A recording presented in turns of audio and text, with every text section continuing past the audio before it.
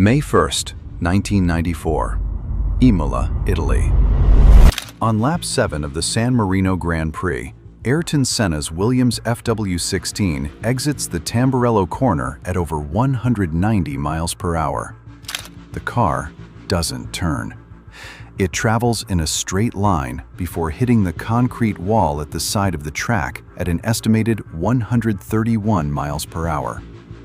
Senna never regained consciousness. He was 34 years old. But here is what makes this story different from every other racing tragedy. 2 days earlier, Senna had watched his protégé nearly die in a horrifying crash. 1 day earlier, he had watched a friend and fellow competitor actually die on that same circuit. That morning, he had organized a meeting between drivers specifically to discuss how dangerous the track had become. And then, he got in the car anyway. This is not just a story about a crash. This is the story of a man who understood danger more clearly than almost anyone around him, and who could not stop. If you've never heard the full story behind that decision, subscribe now, because what comes next changes everything you think you know about Ayrton Senna. To understand why Senna got in that car on May 1st, you have to understand who he was long before Imola. Ayrton Senna da Silva was born in São Paulo, Brazil in 1960 into a wealthy family that gave him every advantage, including his first kart at age 4. By the time he reached Formula One in 1984, it was already clear to everyone around him that this was not a normal driver. Senna didn't just want to win, he needed to win in a way that went beyond competitive instinct. He described his driving in almost spiritual terms, a state of complete absorption where conscious thought disappeared and something else took over entirely. In a now famous interview, he described a qualifying lap at Monaco in 1988 where he was going so fast, so far beyond what seemed possible, that he frightened himself and had to pit. Not because the car broke, not because he made a mistake, because he realized he had entered a state he couldn't fully explain or control. That combination, supernatural talent, obsessive competitive drive, and a relationship with danger that bordered on the philosophical, defined everything Senna did behind the wheel. There was one more layer to Senna that made him different from almost every other driver on the grid, and it matters enormously to this story. He was a devout Catholic. He read the Bible on long-haul flights. He spoke openly about feeling God's presence when he drove. In 1989, he told journalists something that, looking back, feels almost like a warning. Just because I believe in God, just because I have faith in God, it doesn't mean that I am immune. It doesn't mean that I'm immortal. Some of his rivals found this unsettling. Alain Prost, his former teammate and fiercest enemy, later admitted that Senna's absolute belief in himself and in God made him frightening to race against. Prost said he feared competing against a man who, in some fundamental sense, didn't seem to experience fear the way other drivers did. Between 1988 and 1991, Senna won 3 world championships with McLaren. He and Prost engaged in one of the most intense, bitter rivalries in the sport's history. 2 men who genuinely disliked each other, fighting for the same title, sometimes literally colliding to settle it on track. But by 1993, the McLaren was falling behind. Senna spent an entire season fighting a car that was no longer the fastest on the grid, extracting results through sheer driving brilliance that should not have been mathematically possible given the equipment underneath him. For 1994, with Prost having retired from the sport, Senna made a decision that would prove fateful. He signed with Williams, the dominant team of the era, the car that everyone expected to win the championship comfortably. What he found when he got there was not what he expected. The 1994 season arrived with a new technical reality that had transformed Formula One almost overnight. The FIA had banned a long list of electronic driver aids, traction control, active suspension, anti-lock brakes, systems that had been quietly making cars faster and more manageable for years. Suddenly, the machines were raw again, faster in some ways than they had ever been, but now dependent entirely on the driver's physical skill to control them. The Williams FW16, designed around those now banned systems, was widely reported to be a nervous, unpredictable car at the limit. Several people close to the team described handling characteristics that made even Senna deeply uncomfortable. He failed to finish either of the first two races of the season, his worst start to any season since entering the sport a decade earlier. He was already trailing the young Michael Schumacher by 20 championship points. In the days before Imola, Senna said something to people around him that would later feel almost prophetic. He told them he believed the sport would be lucky to get through the season without a serious injury, or worse. The weekend of April 29, 1994 began exactly the way that fear suggested it might. On Friday, during qualifying, Senna's own protégé, a young Brazilian named Rubens Barrichello, a driver Senna had personally mentored, clipped a curb at the Variante Bassa chicane at nearly 140 miles per hour. His car became airborne, struck the tire barrier, and flipped violently. Barrichello's tongue had folded back and was blocking his airway. It was emergency medical work, performed trackside, that saved his life in that moment. When he regained consciousness, the first person he saw standing over him was Senna, who had run from his own garage to the crash site the instant it happened. Senna was visibly shaken, but Barrichello survived. And when the session resumed, Senna got back in his car and continued.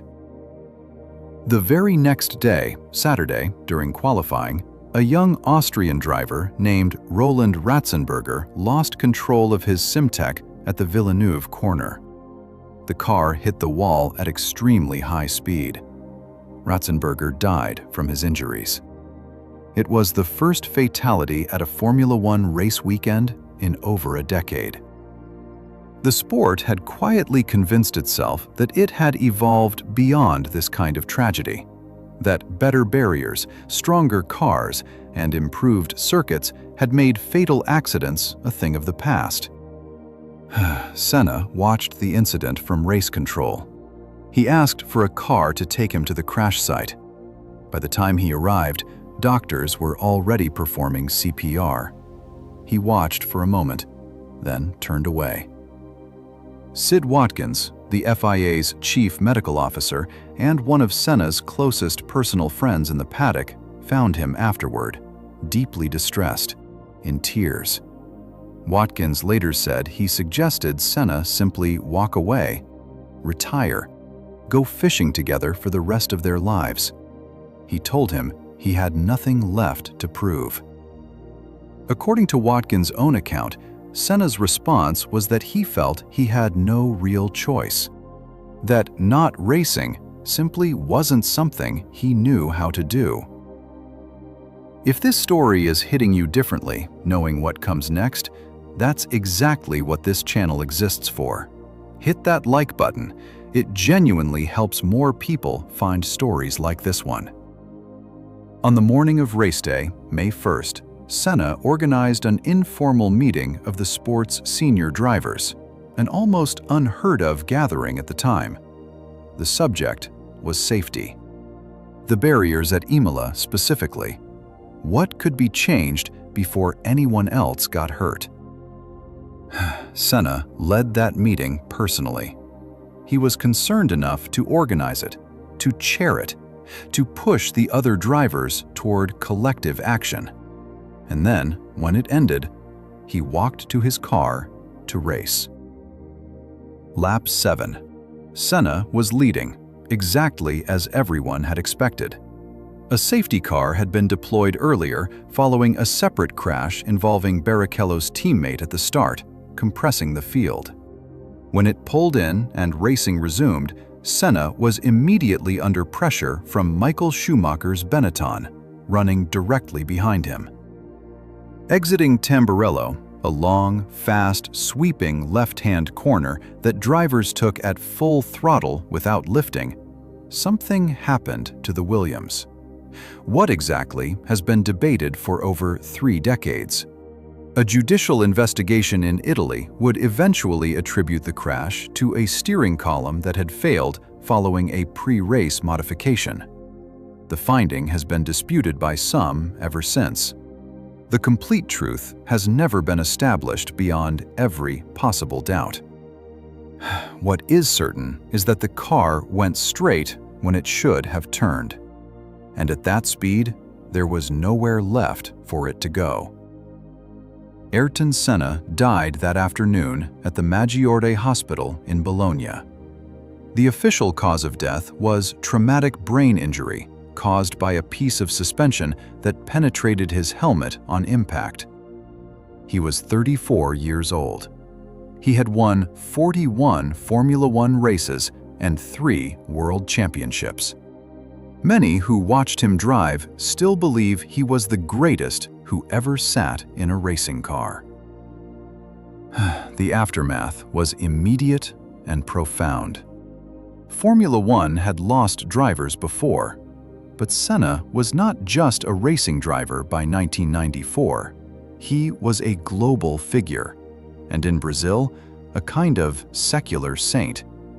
His funeral procession through the streets of São Paulo was attended by over 1 million people, believed to be the largest funeral gathering in the city's history.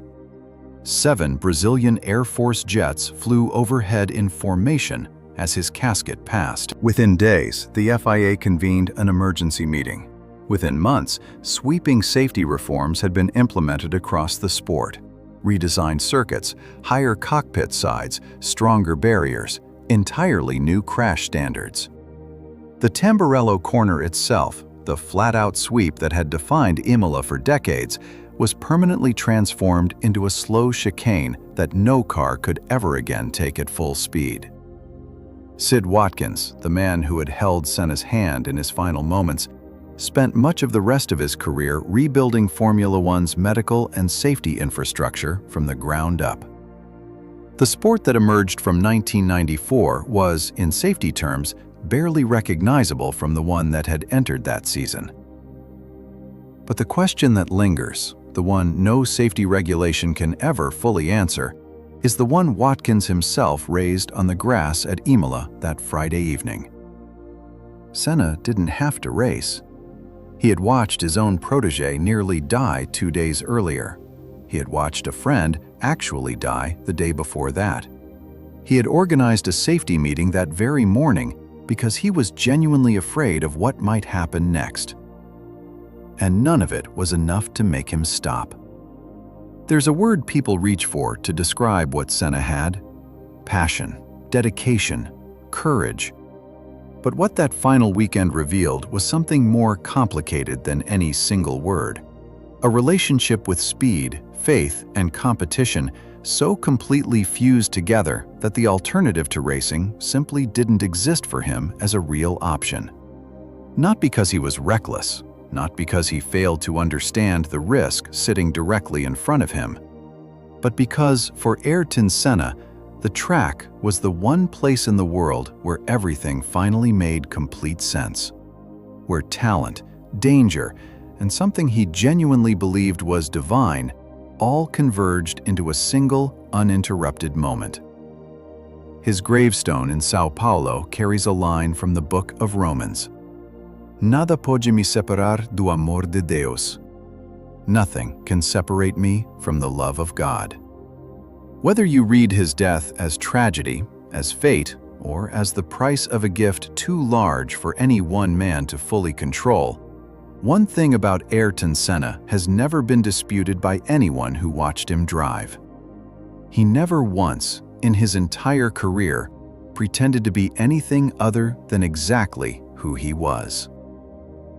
If this story stayed with you, subscribe and leave a comment telling me which moment hit you hardest. There are more stories like this one coming, and you really don't want to miss them. See you in the next one.